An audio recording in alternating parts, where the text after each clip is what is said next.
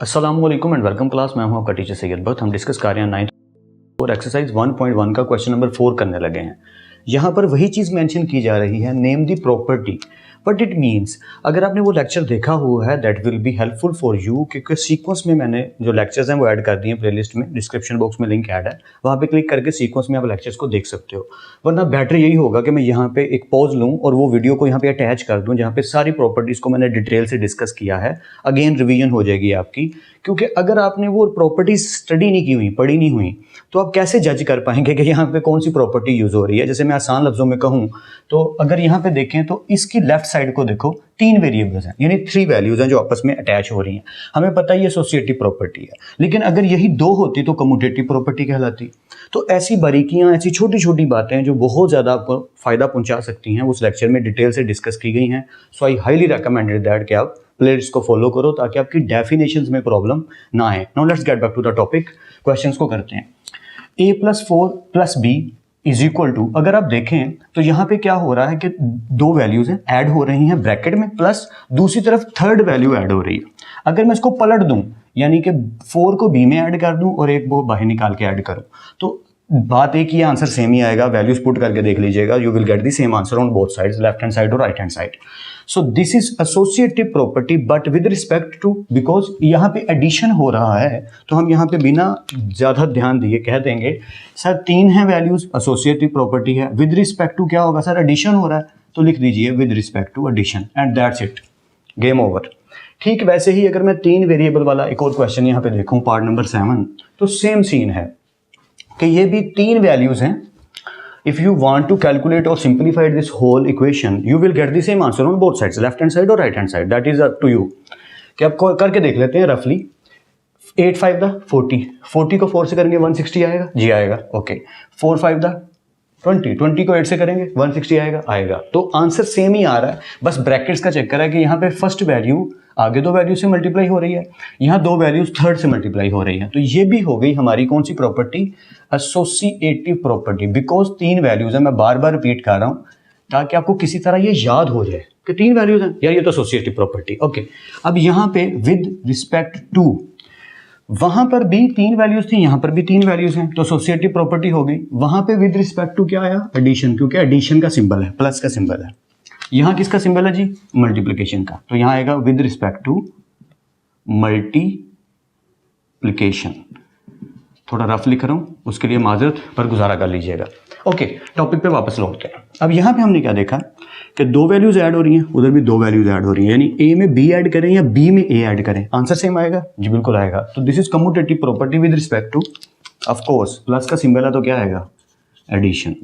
That's it. Hopefully ये समझ आ रहा है, बहुत ईजी है। जैसे मैंने कहा कि अगर वो हिस्सा देखा हुआ है तो आपको काफ़ी हेल्प होगी। ओके, अगर हम एक वैल्यू में, ये मैं थोड़ा सा रिमूव कर देता हूँ, कुछ भी, जैसे आप मुझे कहें सर 5 में कुछ ऐसा ऐड कीजिए कि आंसर 0 आ जाए, कुछ ऐसा ऐड कीजिए कि आंसर क्या आ जाए, 0। मैं कहूँगा यार -5 ऐड कर देते हैं, तो 5 प्लस माइनस माइनस, आंसर क्या आया, 0। तो ऐसी प्रॉपर्टी को एडिटिव क्यों कह रहे हैं, क्योंकि ऐड किया हमने तो एडिटिव है, लेकिन क्योंकि उसको माइनस करके आंसर में क्या आ रहा है या ऐड करके आंसर में क्या आ रहा है, 0, तो हम उसे कह देंगे इनवर्स। ये याद रखिएगा, पलटा देना, पीछे की तरफ घुमा देना कि वही चीज़ है लेकिन माइनस में है, तो ये क्या हो गया, एडिटिव इनवर्स। होपफुली थोड़ा सा आइडिया हो गया है। Let's continue. Okay, now this is interesting. अब अगर हम इसको देखें तो ए अगर अंदर मल्टीप्लाई होता है बी के साथ और सी के साथ, यानी ए पहले बी के साथ मल्टीप्लाई होगा प्लस फिर सी के साथ मल्टीप्लाई होगा, बचपन वाला काम, ए बी प्लस ए सी, ठीक है। तो ये किस साइड से हो रहा है, लेफ्ट साइड से हो रहा है ना, तो हम ऐसे ही यहाँ पे लिखेंगे कि लेफ्ट डिस्ट्रीब्यूटिव प्रॉपर्टी। डिस्ट्रीब्यूटिव क्योंकि 1-2 लोगों से मल्टीप्लाई हो रहा है, तो इसको डिस्ट्रीब्यूटिव प्रॉपर्टी कहते हैं, चाहे राइट साइड से हो चाहे लेफ्ट साइड से हो, वो हम लिख देते होते हैं। अगर लेफ्ट से हो रहा है तो लेफ्ट डिस्ट्रीब्यूटिव प्रॉपर्टी, अगर राइट साइड से होता है तो क्या लिखते हैं, राइट डिस्ट्रीब्यूटिव प्रॉपर्टी। आगे क्या लिखा है, ऑफ, क्या हो क्या रहा है, ये मल्टीप्लाई हो रहा है जी, ठीक है। तो left distributive property of multiplication over, और बीच में क्या हो रहा है इसके, ओवर, बीच में प्लस हो रहा है, ओवर एडिशन। इसको ऐसे ही याद रखना है, left distributive property of multiplication over addition. Hopefully थोड़ा सा समझ आ रहा है, क्योंकि इसको ऐसे ही समझा जा सकता है और कोई हल नहीं है। आगे चलते हैं, या दिस इज इंटरेस्टिंग। नाउ अगर मुझे कोई कहे कोई वैल्यू है, जैसे हमने ये बात की थी, इसी तरह एक वैल्यू है, इसमें कुछ ऐसा ऐड करो कि यही आंसर आए, तो मैं कहूँगा यार इसको ना 0 ऐड कर दो, आंसर यही आएगा। फिर वो मुझे कहे अच्छा इसमें कुछ ऐसा मल्टीप्लाई करो कि यही आंसर आए, मैं कहूँगा यार 1 से मल्टीप्लाई कर दो, यही कहेंगे ना हम। तो जब हम एक वैल्यू में 0 ऐड करें और वही आंसर आए तो उसे कहते हैं additive identity. With respect to addition कह सकते हैं, अगर ज़्यादा आप कहना चाहें, वैसे इसमें ज़रूरत नहीं पड़ती, लेकिन आप तसल्ली के लिए लिखना चाहें तो लिख सकते हैं, क्योंकि विद रिस्पेक्ट टू एडिशन इसलिए नहीं लिखेंगे क्योंकि एडिटिव वर्ड का मतलब यही है। तो मैं इसको इसलिए मेंशन नहीं करूंगा, कुछ लोग कर देते हैं मेंशन कि यार additive identity with respect to addition लिखो, additive identity with respect to multiplication लिखो। सर उसको मल्टीप्लिकेटिव आइडेंटिटी कह देंगे, बात ही खत्म हो जाएगी। आई थिंक आप बात समझ रहे हैं, ठीक है। तो एडिटिव आइडेंटिटी का मतलब कि जब एक वैल्यू में कुछ भी ऐसा ऐड करो कि आंसर वही रहे, उसमें कुछ चेंज ना आए, तो वो होती है एडिटिव आइडेंटिटी। और अगर किसी वैल्यू में कुछ ऐसा मल्टीप्लाई किया जाए कि वही आंसर आए यानी 1, तो उसे कहते हैं मल्टीप्लिकेटिव आइडेंटिटी। होपफुली ये आपको समझ आ गया है। अगर 1 से मल्टीप्लाई कर रहे हैं तो मल्टीप्लिकेटिव आइडेंटिटी, अगर 0 ऐड कर रहे हैं तो additive identity. Game over. Okay, last part रह गया है। देखिए जैसे हमने यहाँ पे ये पढ़ा था कम्यूटेटिव के 2 वैल्यूज हैं। आसान तरीका पता क्या है, 2 वैल्यूज हैं कम्यूटेटिव, 3 वैल्यूज हैं एसोसिएटिव। 0 ऐड कर रहे हैं एडिटिव, 1 से मल्टीप्लाई कर रहे हैं मल्टीप्लिकेटिव। अगर आंसर 0 आ रहा है और माइनस कर रहे हैं किसी चीज़ को, इनवर्स। होपफुली याद रह जाएगा या ओके। अगर हम कहें कि 2 वैल्यूज को मल्टीप्लाई किया जाए तो इक्वल आता है 2 वैल्यूज को मल्टीप्लाई किए। 2 को 3 से मल्टीप्लाई करो या 3 को 2 से मल्टीप्लाई करो, 2 को 3 से मल्टीप्लाई करो या 3 को 2 से मल्टीप्लाई करो, you will get the same answer on both sides, left hand side और right hand side, that doesn't matter. So एक चीज़ तो पक्की है, क्या 2 वैल्यूज हैं, तो सर इसको हम कहेंगे कम्यूटेटिव प्रॉपर्टी। एग्जैक्टली, बिल्कुल सही, this is called commutative property. Now where is the question? Here is the question. With respect to, this is the main thing, because here we have mentioned commutative property with respect to addition. यहाँ पे addition का symbol है.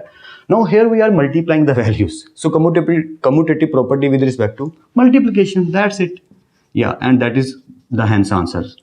Completed now. तो hopefully आपको यहाँ तक clearly समझ आ गई है। कहीं भी कुछ भी डाउट है वीडियो को पीछे करके देखो, बट इनकी डेफिनेशंस का आपको याद होना और अच्छे से समझ आना जरूरी है।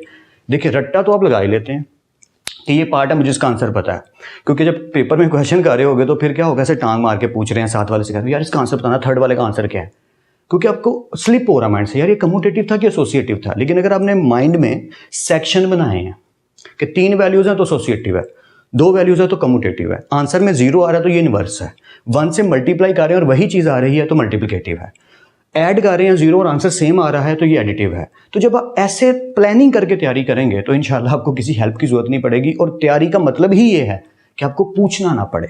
अगर आप डाउट में हैं तो अभी उसको ग्रूमिंग की और ज़रूरत है, प्रैक्टिस की और ज़रूरत है। कई दफ़ा क्या होता है, आप ऐसे पढ़ रहे हैं ये तो आता है, आसान सा, मैंने कर लिया, अभी आ गया है 2 दिन बाद वो भूला होगा और पेपर में धुंधला धुंधला याद आ रहा होगा, और आप ये कहेंगे यार मैं कंफर्म करना चाह रहा हूँ, मैं डाउट में हूँ, इसका मतलब वो आपको नहीं आता।